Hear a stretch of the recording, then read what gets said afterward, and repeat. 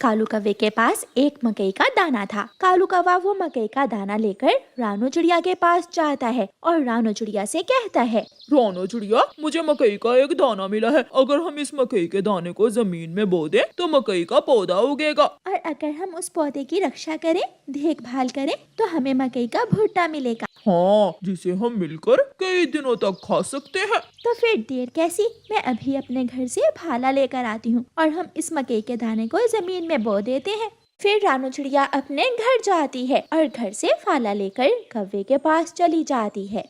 रानो, तुम जमीन खोदकर इस मकई के दाने को मिट्टी के नीचे दबाओ। तब तक मैं घर से बर्तन लेकर आता हूँ नदी से पानी लाने के लिए। ठीक है कौवे भैया। चिड़िया जमीन खोदती है और मकई के पौधे को मिट्टी तले दबा देती है। चिड़िया काफी देर तक कौवे का इंतजार करती है, लेकिन कौवा घर से आता ही नहीं।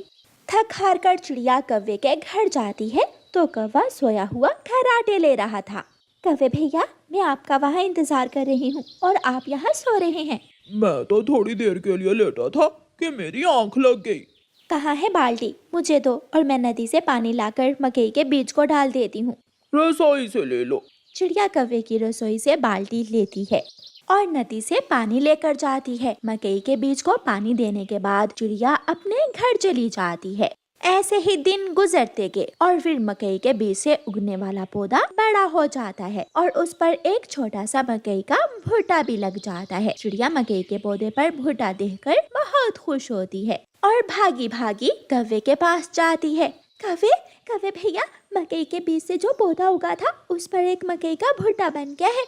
हमारी मेहनत रंग लाई और हमें मेहनत का फल मिलने ही वाला है। कौवे भैया, वैसे आपने तो जरा मेहनत नहीं की। आपने तो एक दिन भी पौधे को पानी तक नहीं दिया। लेकिन बीज भी तो मेरा था। अब कुछ दिन बाद भुट्टे में दाने बन जाएंगे और हम दोनों मिलकर मकई के मीठे मीठे दाने खाएंगे। चिड़िया अपने कामों में लग जाती है और कौवा जंगल जंगल घूमता है। एक दिन सुबह सुबह कालू कौवा मकई के पौधे को देखने जाता है। ये मकई का भुट्टा तो काफी बड़ा हो गया है, अब तो इसमें दाना भी बन गया होगा। कौन बांटेगा ये मकई का भुट्टा रानू चिड़िया के साथ? ये खाएगा कालू कौवा। कौवा ऐसा सोचकर वो मकई का भुट्टा पौधे से तोड़ लेता है और जल्दी से पहाड़ों की तरफ भाग जाता है। कौवा धूप में बैठकर मकई के भुट्टे के मीठे मीठे दाने खाने लगता है। वाह वाह, मजा आ गया, मजा ही आ गया। अब चिड़िया वहाँ बैठकर रो रही होगी। कोई चुरा कर ले गया, कोई हमारा मकई का भुट्टा चुरा कर ले गया। कोई चोर मकई का भुट्टा चुरा कर ले गया। मैंने कितनी मेहनत की थी, मेहनत से पानी दिया, पौधे की देखभाल की और आखिर में मेरी मेहनत कोई चुरा कर ले गया। चिड़िया रोती हुई कौवे के घर जाती है। कौवे, कौवे भैया, दरवाजा खोल ले। लेकिन कौवा तो घर में ही नहीं था, वो तो पहाड़ों पर बैठा मजे मजे से मकई का भुट्टा खा रहा था। रानू चिड़िया वहाँ से उड़ती है और अपना दाना ढूंढने चली जाती है। चिड़िया जब पहाड़ों के पास से गुजरती है तो कौवे को पहाड़ों के पास बैठा हुआ देखकर वहाँ जाती है। अरे, ये कौवा तो मकई का भुट्टा खा रहा है। चिड़िया थोड़ी दूर छुपकर कौवे को देखने लगती है। ये मकई का भुट्टा बहुत मजे का था और मैं रानू चिड़िया को फिर से उल्लू बनाऊंगा।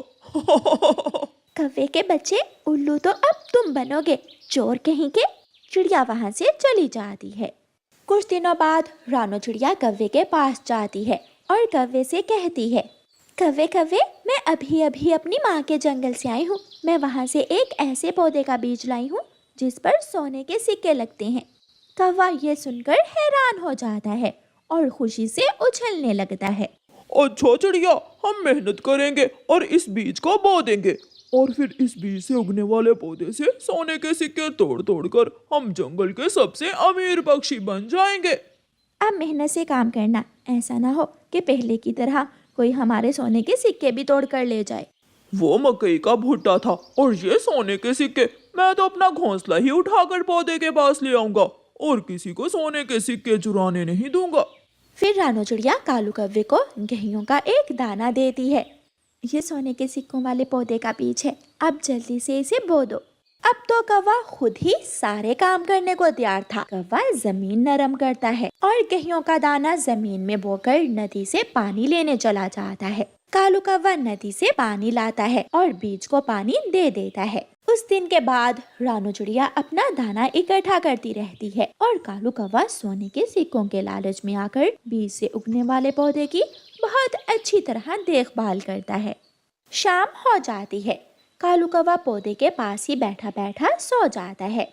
रानू चिड़िया जब वहाँ आती है तो कौवे को देखकर हंसने लग जाती है। कौवे भैया उठो और घर जाकर सो जाओ। कौवा उठ जाता है। मुझे डर है कि चिड़िया कोई हमारे सोने के सिक्कों के पौधे को नुकसान न पहुंचा दे। अभी तो ये पौधा है, जब इस पौधे का रंग सुनहरी होगा तो फिर इस पौधे पर सोने के सिक्के लगेंगे। कुछ दिन और गुजर जाते हैं। कालू कौवा अपने मित्र भूरे के पास जाता है। मित्र, मैं कुछ दिनों बाद जंगल का सबसे अमीर कौवा बनने वाला हूँ। कालू, वो कैसे? मुझे भी बताओ। मैंने एक ऐसा पौधा बोया है जिस पर सोने के सिक्के लगेंगे। क्या? ऐसा कैसे हो सकता है?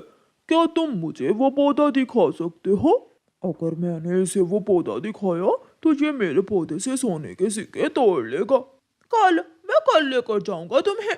कालू कौवा वहाँ से चला जाता है।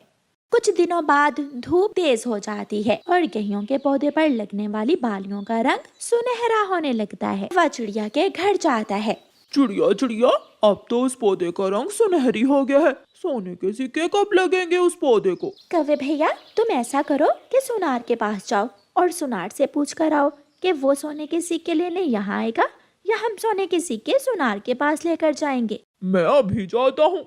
कौवा जैसे ही सुनार के पास जाता है, रानू चिड़िया गेहूं के पौधे से सारी बालियां तोड़कर घर ले आती है। अब मिली कौवे को सजा, जैसा करोगे वैसा भरोगे। अगर सच में पौधे पर सोने के सिक्के लगने वाले हैं तो मैं वहाँ जाकर ही सोने के सिक्के खरीद लूंगा और तुम्हें बदले में ढेर सारे पैसे दूंगा। तो फिर तैयार रहना सुनार जी, मेरे पौधे पर सोने के सिक्के लगने ही वाले हैं।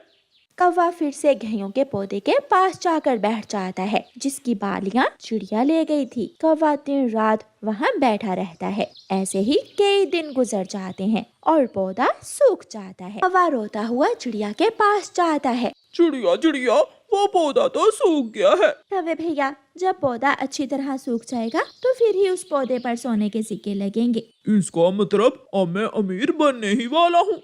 कौवा फिर से जाकर सूखे हुए गेहूं के पौधे के पास बैठ जाता है और चिड़िया हंसते हुए वहाँ से गुजर जाती है। मम्मा, ये अमरूद तो बहुत मीठा है, आप कहाँ से लाई हैं ये अमरूद? वो मोटी चोंच वाला तोता बैठा खा रहा था ये अमरूद। मैं पीछे से गई और छीन कर भाग गई। कमजोर मोटी चोंच वाला तोता, वो बहुत डरता है हमसे। दूसरे दिन हरियाली तोती और मिठू तोता नदी की तरफ जा रहे थे कि रास्ते में एक पेड़ पर बैठा हुआ जग्गू कौवा आवाज लगाता है। तोता, मोटी चोंच वाला तोता, मोटी चोंच वाला तोता। ये सुनकर गुस्से में तोता और तोती वहाँ आते हैं। शर्म करो बच्चे, बड़ों से कोई ऐसे भी मजाक करता है? अगर अब कहा तो मैं बहुत मारूंगा तुम्हें, चलो भाग यहाँ से। मोटी चोंच वाला तोता, मोटी चोंच वाला तोता। मिठू को बहुत गुस्सा आ जाता है और मिठू जग्गू को 2-4 लगा देता है। तुमने मुझे मारा, मैं अभी जाकर अपने पापा और मम्मा को बताता हूँ। ऐसे रोते हुए जग्गू कौवा वहाँ से चला जाता है। आपने क्यों मारा इसे? बात बढ़ जाएगी। बढ़ती है तो बढ़े, वो छोटा सा कौवा भी अब मुझे मोटी चोंच वाला कहेगा।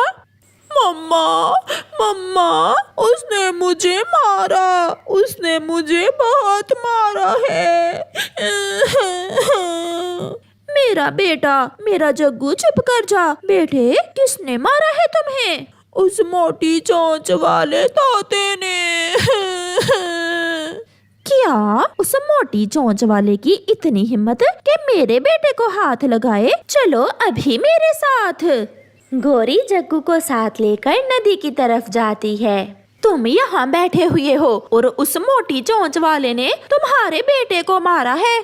किसने? मिठू ने मारा है मेरे जग्गू को। हाँ पापा जी, उसने मेरे यहाँ यहाँ मारा, यहाँ भी पंख पर मारा उसने। मैं अभी पूछता हूँ उससे जाकर। आप घर चले, मुझे डर लग रहा है।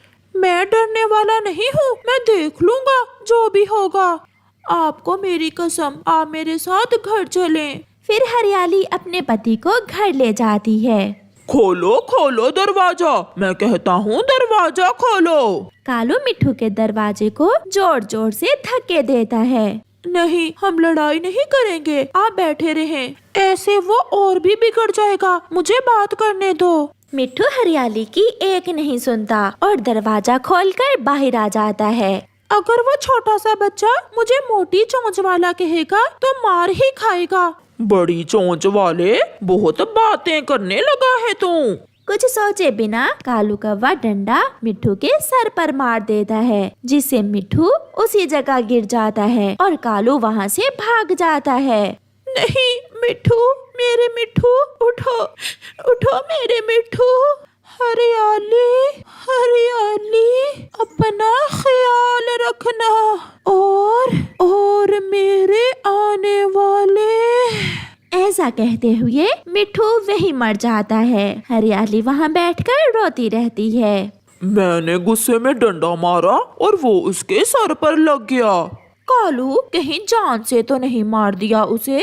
वो गिर गया था और मैं भाग आया। चिड़िया भागी भागी कौवों के पास आती है। जालिमो, मार दिया तुमने उसे मार दिया। छोटी सी बात पर तुमने मिट्ठू की जान ले ली। अब तुम भी नहीं बचोगे।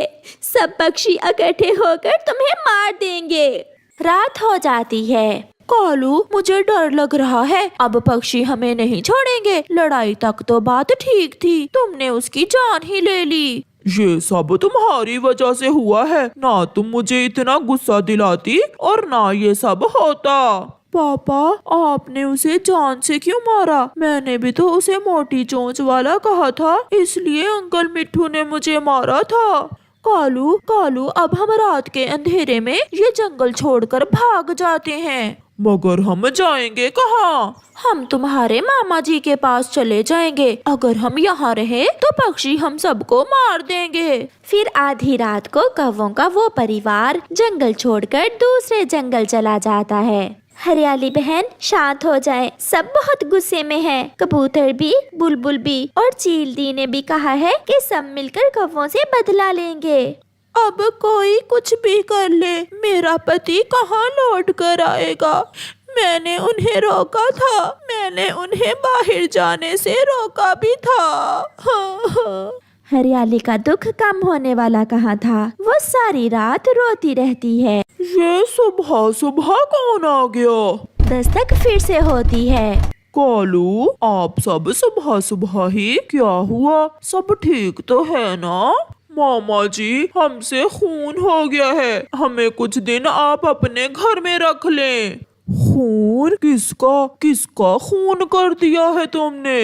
मिट्ठू तोते से लड़ाई हो गई थी। कालू ने गुस्से में डंडा मारा जो उसके सर पर लग गया और वो वहीं मर गया।